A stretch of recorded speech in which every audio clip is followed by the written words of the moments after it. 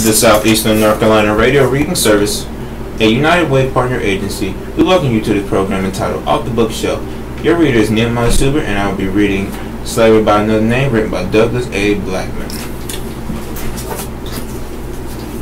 Part 2, An Industrial Slavery. Across the South, white Southerners were baffled what to do with freed slaves like Henry Cunningham and his grandfather Scrip. They could not be driven away. Without former slaves and their steady expertise and cooperation in the field, the white South was crippled. But this new manifestation of dark-skinned men expected to choose when, where, and how long they would work. Those who could not find employ warring town to town, asking for food, favors, and jobs. To get from place to place or to reach locations where work had been advertised, they piled into the empty freight cars of what few trains still ran. They formed up at night around campfires in the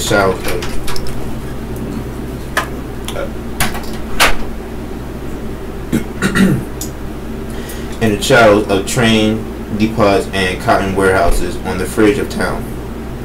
In the face of hostile whites, the Ku Klux Klan and members of other suddenly flourishing secret white society, they brandished guns and were willing to use them. Beyond gall to their former master, these maddering swarms of illiterate men were expected to be allowed to vote.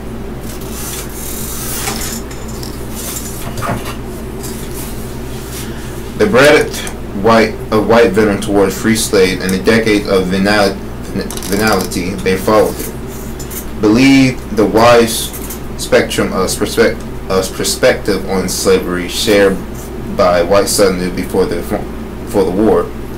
From the earliest years of the North American colonies, white struggled to resolve vastly different views each among slaveholders of the place and positions of blacks in the new society. Colonial America had began as a place uncertain of the abject subjugation of native Indian population and thousands of African slaves pouring into the Western Hemisphere. Many were perplexed by the concept of categorizing humans by race and color skin versus the long-standing European tradition and identification rooted in nationality and place of origin. In the first decades of the colonization of the 1600s, slave and Negro were not synonymous in the American colonies. Slaves were as likely to be Indian as Africans. Some earlier owners of black slaves were themselves black. Free Africans in Virginia were permitted to vote well into the 1700s. Many indentured white servants were coerced into extending their labor contracts until death, effectively making them light-skinned slaves.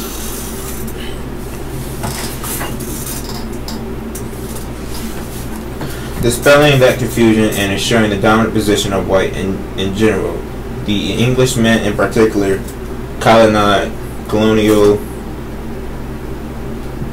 legislators, especially in Virginia, South Carolina, and later Georgia, began in the 1650s to systematically define residents by color and lineage. The intentions were twofold. To create the legal structure necessary for building an economy with cheap slave labor as a foundation, and secondly, to reconcile bondage with American revolutionary ideals of intrinsic human rights. Blacks could be excluded from the Enlightenment concept that every man was granted by God individual freedom and a right to the pursuit of happiness, because colonial laws codify a less than fully human status of any person carrying even a trace of black or Indian blood. Instead of embracing the concept that regardless of color, all men are created equal, with no king or prince born to higher status than any other, colonial leaders extended a version of royalty status to all whites. Still, vast swath of the region, including the rocks, Stro Appalachians stretching from northern Alabama across Georgia and up through the Carolinas and Virginia, contained virtually no slaves at all.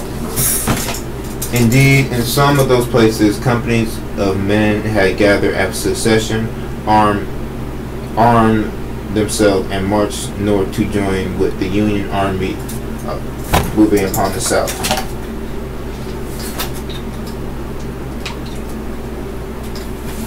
In other places, men who owned hundreds of thousands of slaves nonetheless wrestled without resolution with the subtle morality of human bondage and the trafficking of men. Robert Wycliffe, owner of more slaves than any other person in Kentucky and likely anyone in the United States, argued passionately about the exportation of slaves from the coastal regions of the United States to the comparative honor of deep South plantation in Georgia and Mississippi.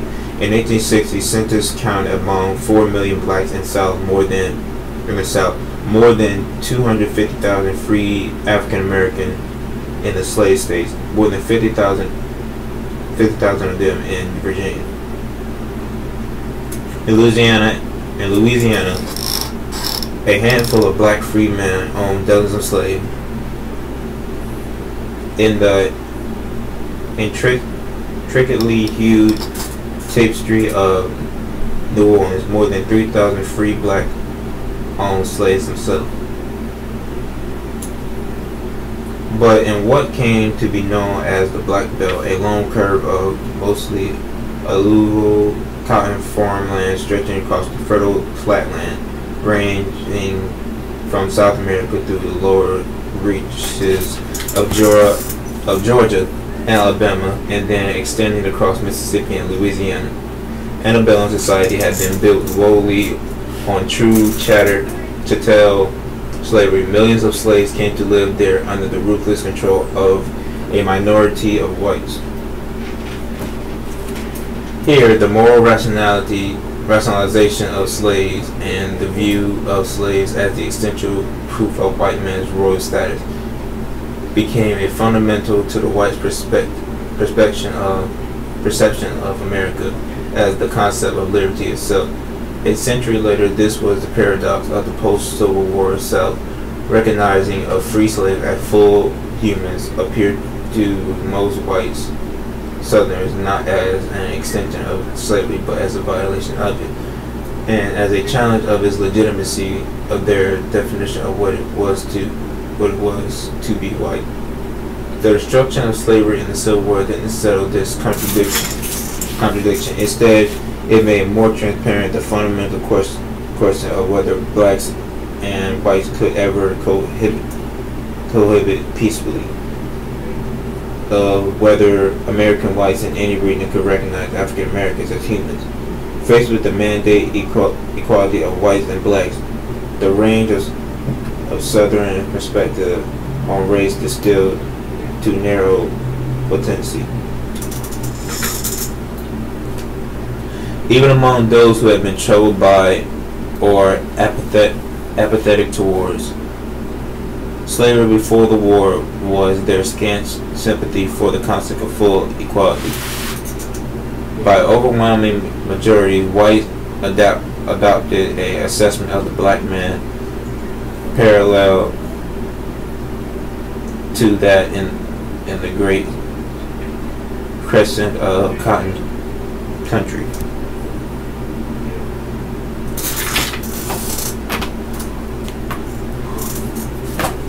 The Civil War settled definitively the question of the South's continue existence as a part of the United States. But in 1865, there was no strategy for cleansing the South of economic and intellectual addiction to slavery. The resistance to what should have been the obvious consequence for losing the Civil War. Full emancipation of the slave and shared political control between blacks and whites was also brilliant and effective that the tangible outcome of the military struggle between North and the South remained uncertain even 25 years after the issuance of President Abraham Lincoln's Emancipation Proclamation. The role of African Americans in the American society would not be clear for another 100 years. In the first decade of that span, the intensity of Southern whites need to be reestablished.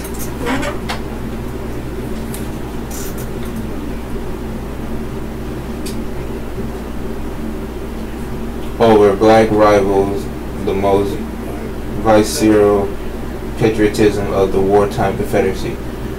While Southerners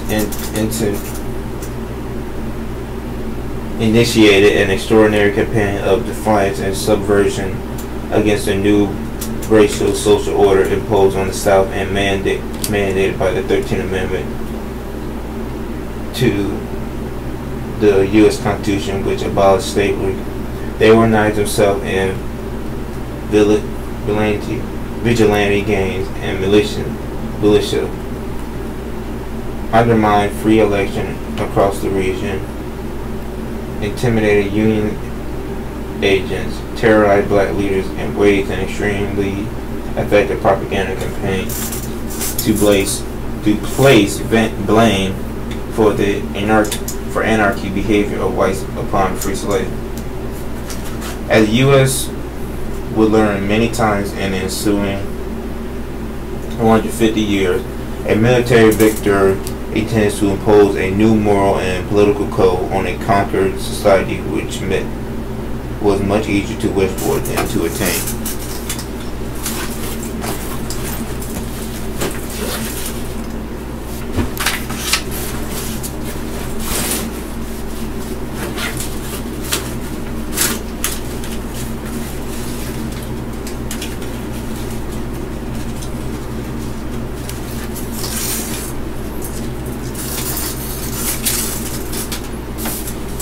Bibb County,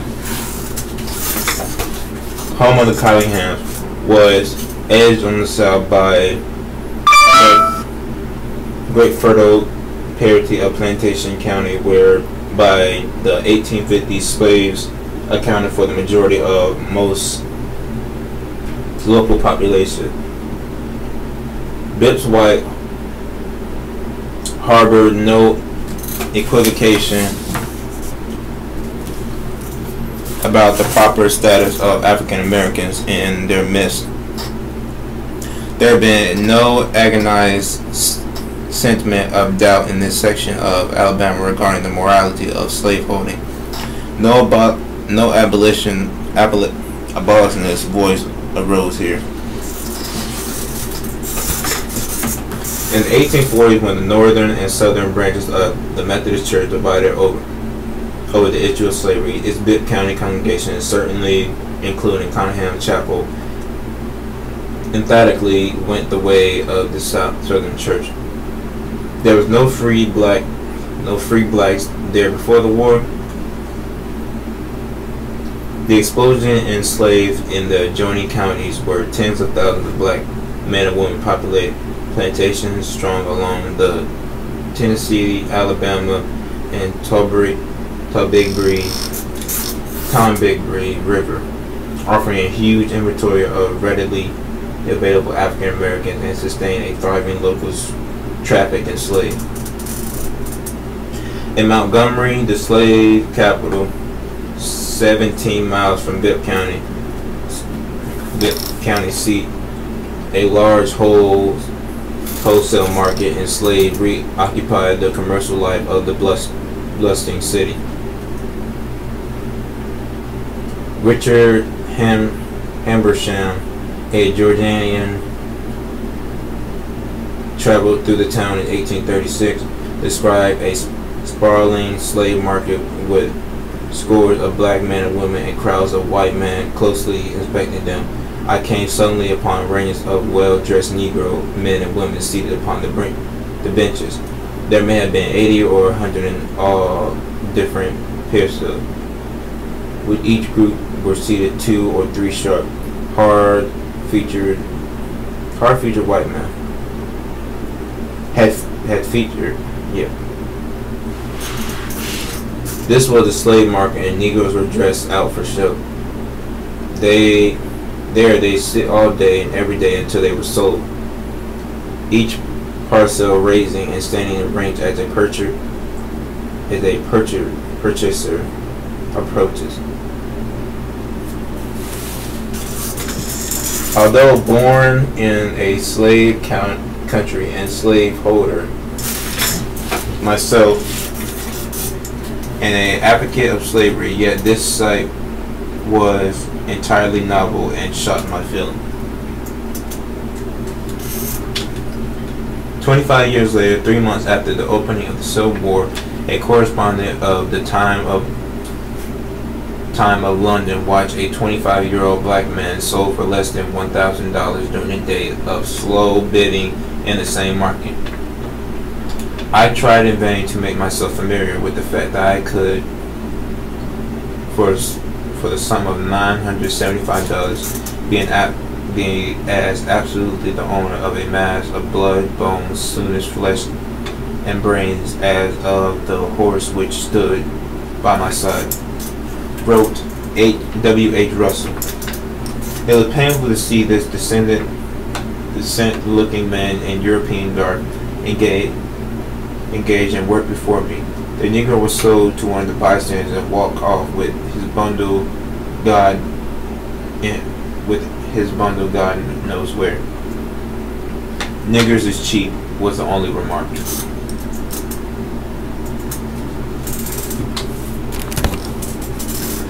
Eliza Cunningham might have acquired Sipo at Montgomery Market, or from one of the speculative traders who moved between the big urban slave market at Montgomery and Mobile, Alabama.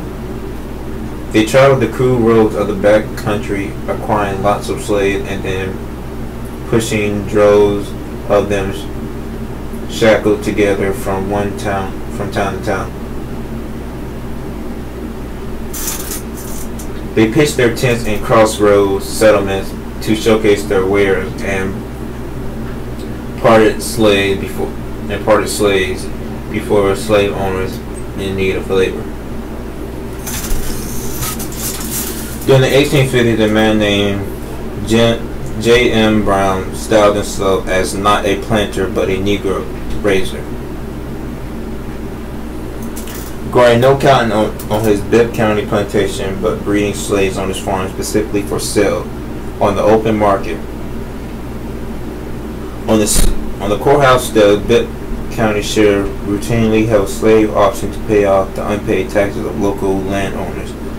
County officials authorized holding sales on either side of the Jabal River for the convenience of potential buyers in each section of the county.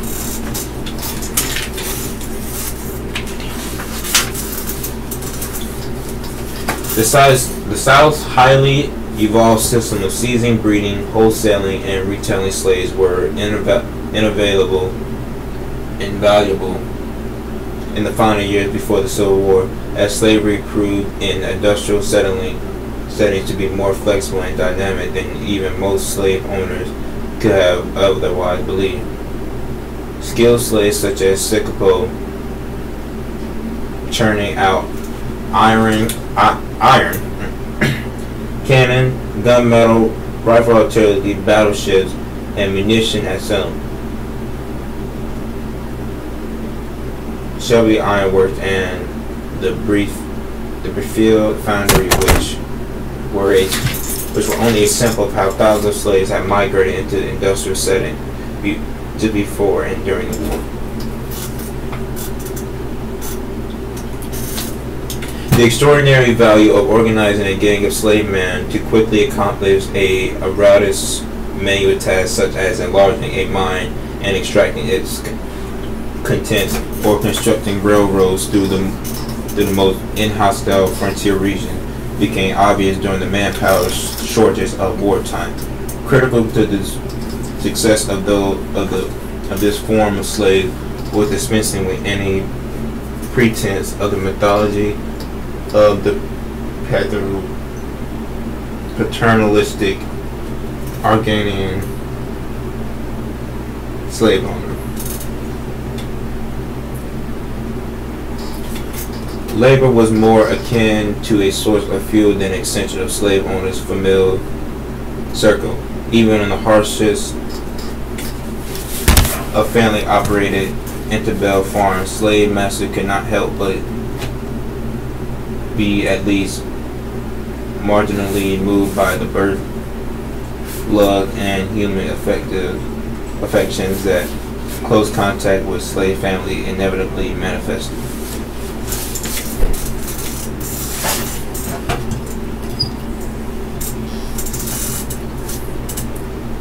But in the settings of industrial slavery, where only strong young men and tiny numbers of female washerwomen and cooks were required, and no semblance of family interaction was possible, slaves were assessed to be extended like mules in equipment. By the early 1860s, such slavery was commonplace in the areas of most intensive commercial farming in Mississippi and parts of Alabama. It was a model particularly well suited to mining and first aggressively exploit in high-intensity cotton production, in which individual skill was not necessarily more important than brute force.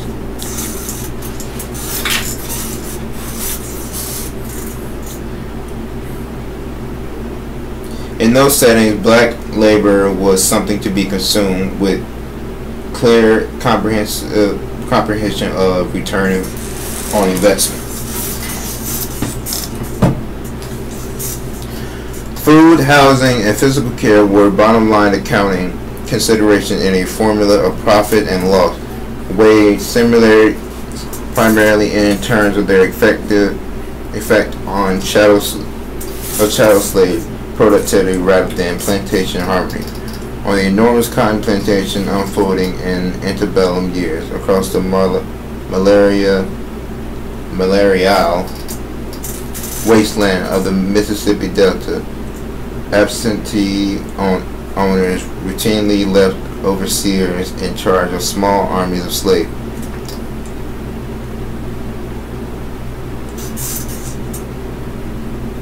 And an economic formula in which there was no pretense of paternalistic protection for slaves, the overseers drove them mercilessly.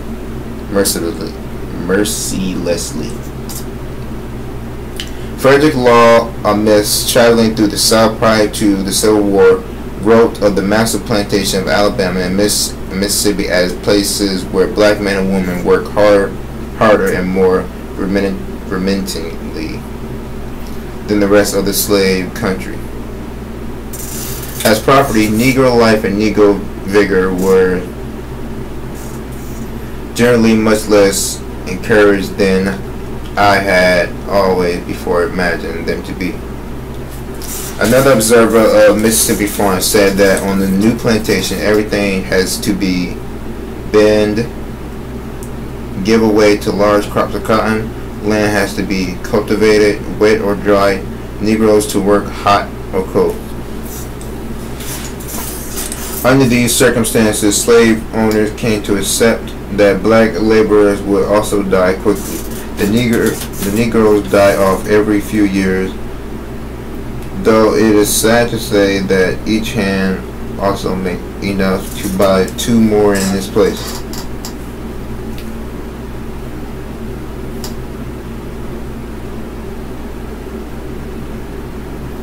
Wrote planter James H. Ruffle in 1833. An English traveler visiting the Great Plantation in the final years of slavery described African Americans who, from the moment they were able to go afield in the picking season till they down to the drop worn out in the graves in incessant labor in all sorts of weather at all seasons of the year without any change of relaxation, than is to flourish by sickness without the smallest hope of any improvement, either in their condition, in their food, or in their clothing, in depth solely on the forbearance and good temper of the overseer for exemption from terrible physical suffering. Even large-scale slave owners who direct their business managers to provide reasonable care for the slave nonetheless advocated harsh measure to maintain the highest level of production. They must be flogged as subtlum and as possible, yet always when necessary, wrote one. An overseer's goal, a Delta planter said, to get as much work out of them as they can possibly perform. His skill consists in knowing exactly how hard they may be driven without incapacitating them for further exertion. The larger the plantation, the less chance there is, of course, of owners softening the rigor of the overseer and the sternness of discipline by personal interference. Sipes saw those changes coming. In the 1830s, a water-driven cotton mill was constructed on a creek 7 miles north of the county seat, not far from the Cottingham plantation. Employing several dozen white laborers, the mill gained cotton and spun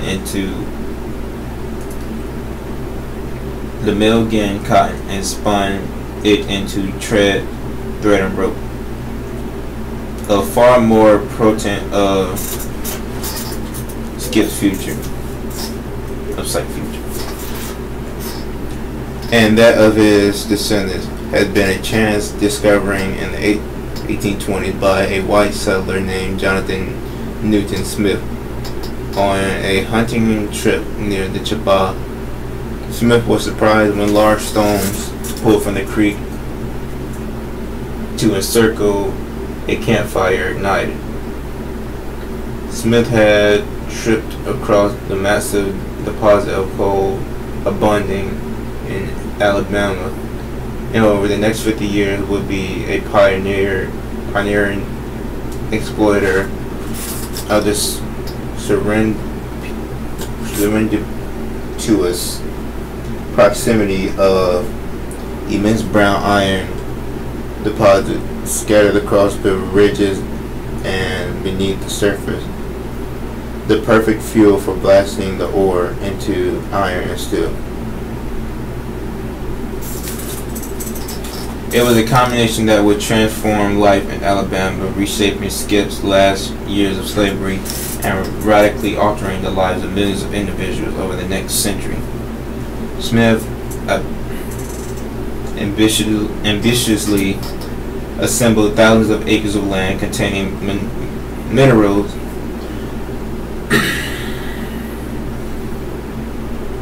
and by 1840 he and others had opened small iron forges on all sides of the Cottingham farm. One was built on 6 Mill Creek, a few miles down the Mill Road towards the nearest settlement.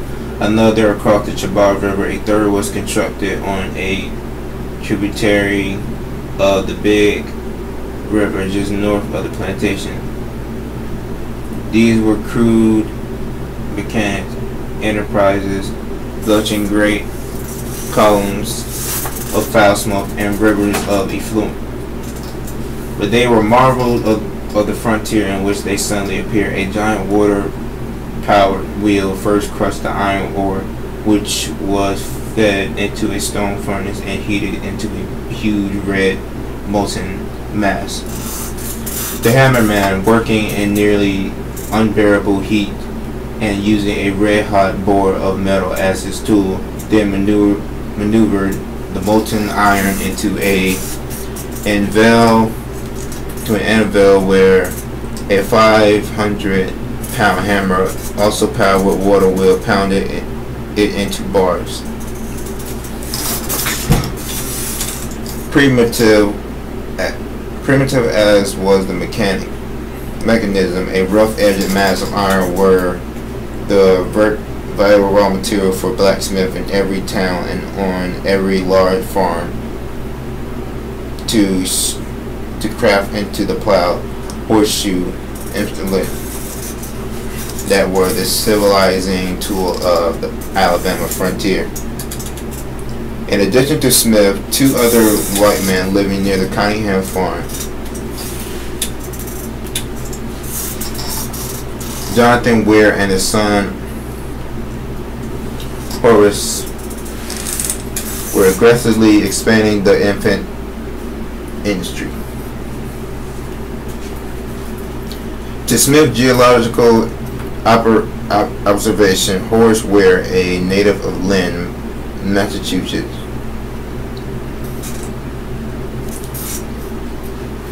brought a keen instinct for the market among southern cotton planters for locally forged iron. He had learned that the iron trade from his father. And bought land near the Chaba coal field and on a rich vein of iron ore in 1841. He put his first furnace into blast in 1846. Slaves were the primary workers at the earliest record coal mines in Alabama in the 1830s. Moses Strout, the father of iron and steel industry in Alabama, arrived in the state in 1848, acquired land on Red Mountain just south of present-day Birmingham, and erected his first furnace by the early 1850s. He was constructing a much larger group of furnaces in Tocolosh County entirely with slave labor. Indeed, nearly all of the early industrial locations in the South were constructed by such slaves, thousands of whom became skilled masons, miners, blacksmiths, pattern makers, and furnace workers. Slaves performed the overwhelming majority of the raw labor of such operation, working as fillers who shoveled iron or limestone and coal into the furnaces in carefully monitored sequence. Guttermen who drew off the molten rocks as it gathered. Tree cutters who felled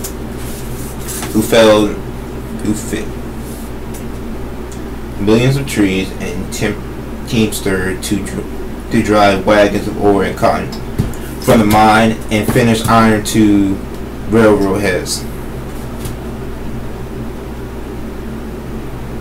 Alabama's first recorded industrial fatality was a slave named Van, killed in the early 1840s by falling rocks in an iron ore pit near Alabama's earliest known forge.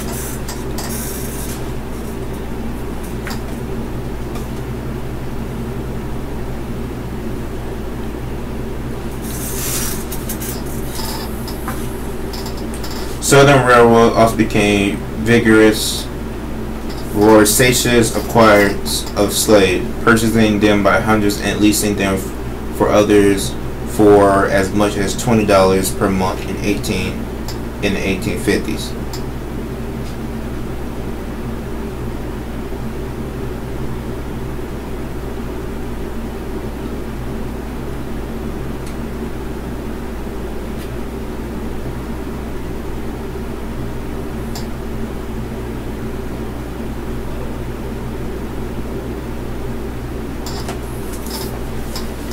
By the beginning of the Civil War, railroads owned at an estimate 20,000 slaves. Of all the early iron masters of the region relied on slaves for the grueling mental work of clearing their property, constructing hand-hewed stone and brick furnaces and fort, gathering the ore and coal exposed on outcrops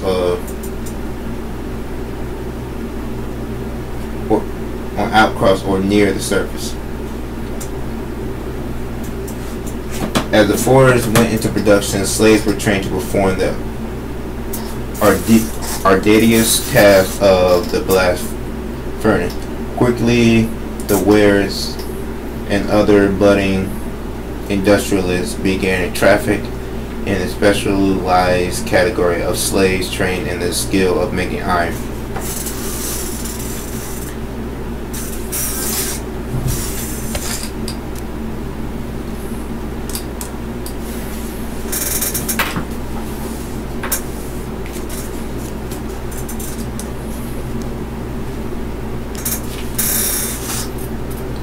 During the late 1830s, the Ware took on an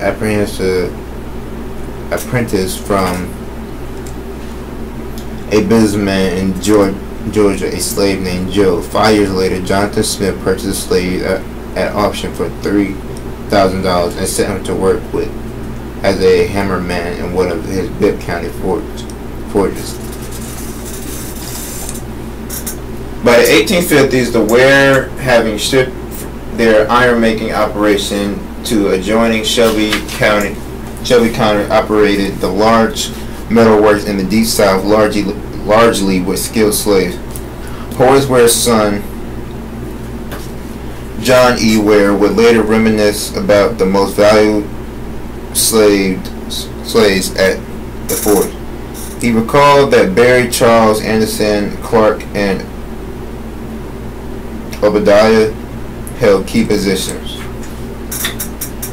The Hale and Murdoch furnace near Vernon, Alabama was built in 1859 and then dramatically expanded to meet war needs in 1862 by a force of 150 men, most of whom were slaves.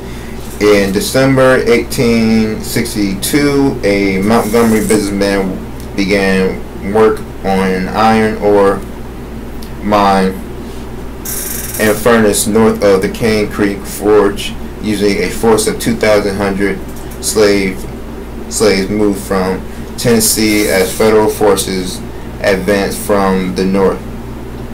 Shortly after the operation was fully underway, Union General Wilson's raiders erected. In 1860, a year before the Civil War erupted, Jonathan Smith launched his most ambitious effort ever, the enormous ironwork of Bearfield, less than 9 miles from the Cunningham farm. A partner of Smith, Colonel C.C. Huckabee, was a planter and longtime major slaveholder.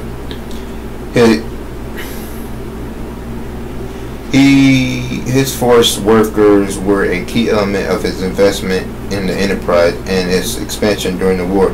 Enormous numbers of men were needed to provide quantities of wood, ore, and limestone required by the 19th century.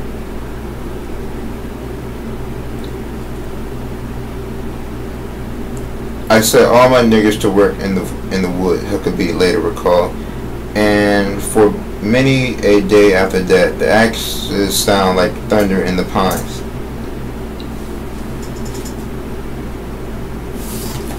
At the Wares, Shelby Iron Works, slaves were the salvation of the operation, ability to continue supplying thousands of tons of iron to the Confederacy. Perhaps owing to his New England origin, Ware had never seriously considered extensive use of black labor in the first 15 years of business. In 1859, however, he acquired about the industrial use of slaves in a letter to Joseph R. Anderson, manager of the Tredegar Works, and perhaps the most famous Southern industrialist of the era. Anderson responded enthusiastically and offered to sell Ware some of the Tredegar trained factory slaves. Ware didn't buy any of the African Americans available from Virginia, but he did bring in as a partner several of Alabama's most prominent of industrialists.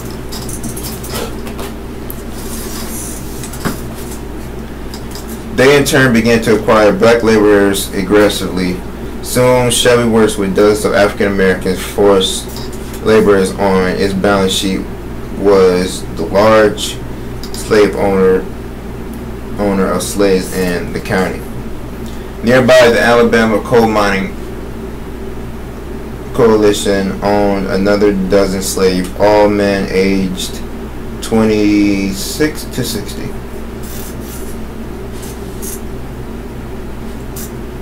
In 1862, the Shelby Works contracted with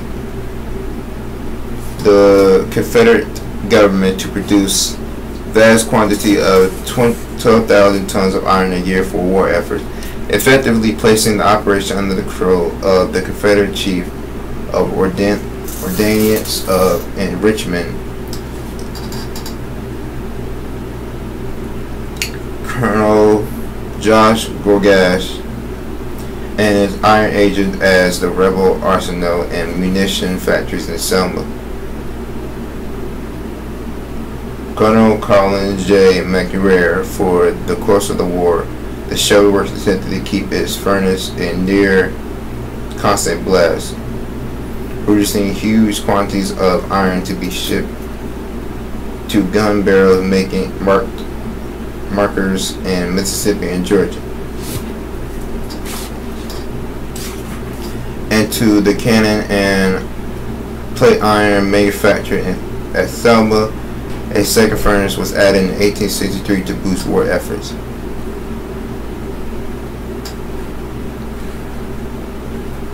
With most of the white man population already mustered or conscripted into fighting units,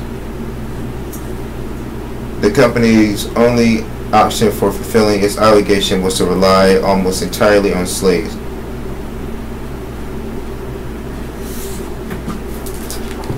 Borrowing from the practices of railroads and the few other industrial systems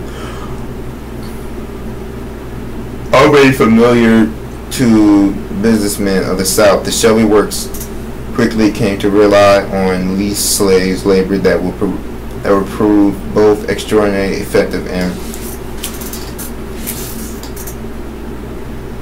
resilient. To procure the slaves, the Shelby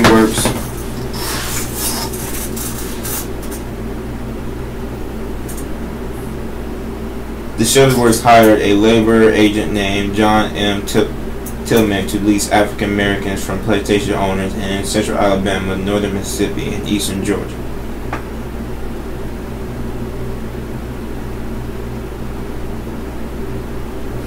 Tillman duties also include acquiring as many mules as possible and to feed corn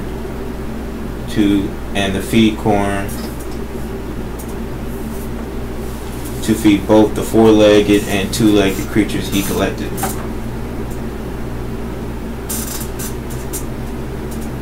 Leased slave laborers typically cost $120 a year near the beginning of the war, but their costs more than doubled by the crisis year of 1864 and 1865. Slaves with a particularly useful skills such as carpentry or prior iron making experience fetched $500 or more per year.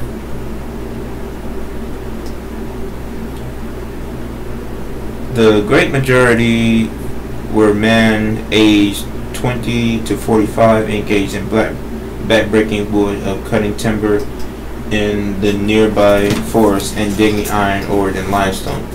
They were supplemented by a much smaller number of women and their children who performed menial tasks such as cooking and cleaning.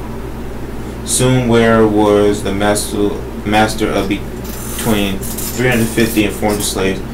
His company remained hungry for more.